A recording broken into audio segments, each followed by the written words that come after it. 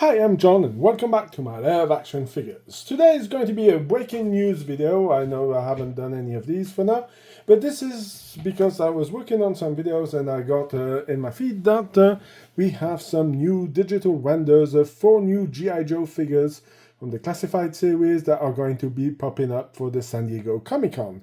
So the first one is, of course, the Desert Scorpion with his pet scorpion. Now, must say that this figure looks pretty great, but must say that there's a few little points that I am not much a fan of. I'm not a fan of the reuse of the weapons. Now, having a face on the figure is something of interesting. Going to be hard to army build if you want to have this figure without the face mask on, but kind of interesting.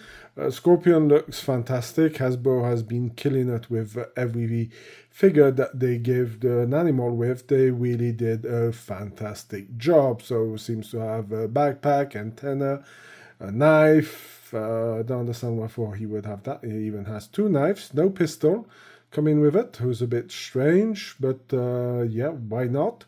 Now let's have a look at the second figure, who's a bit of a disappointment, and this is the Grim Viper. Now, looking at it, of course, this is a range Viper who's been repainted, seems to have certain weapons who are coming back, the knife, but again, having a Gatling gun, this is going to kind of limit him as an army builder.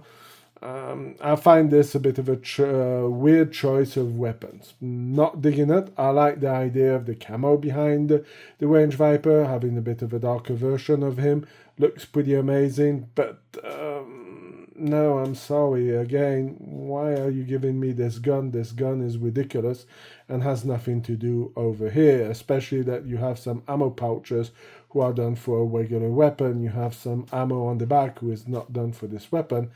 Yeah, this is a pretty bad figure for the weapons. Now let's go into the G.I. Joe figures, and it looks like Hasbro is celebrating 1986.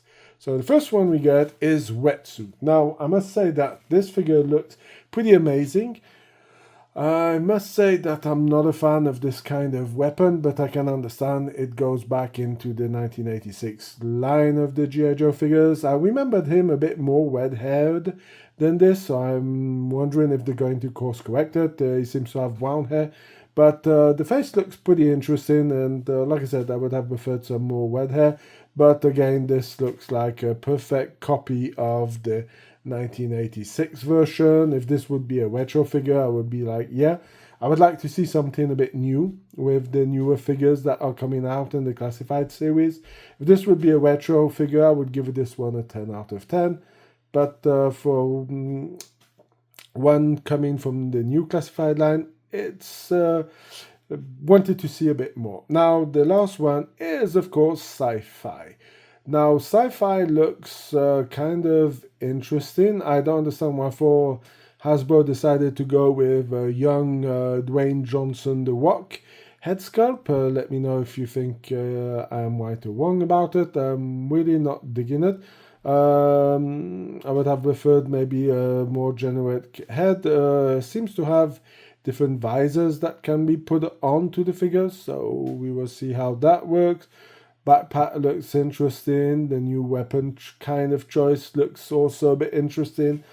Would have liked to see maybe a pistol or a secondary weapon that would go with it, but this is one of the things who is lagging with G.I. Joe classified series. Cobra's getting all the love. So that's it for this video. I hope you like this kind of short videos. If you do, please leave a like, share, comment in the section. If you have any suggestions for any videos, please let me know.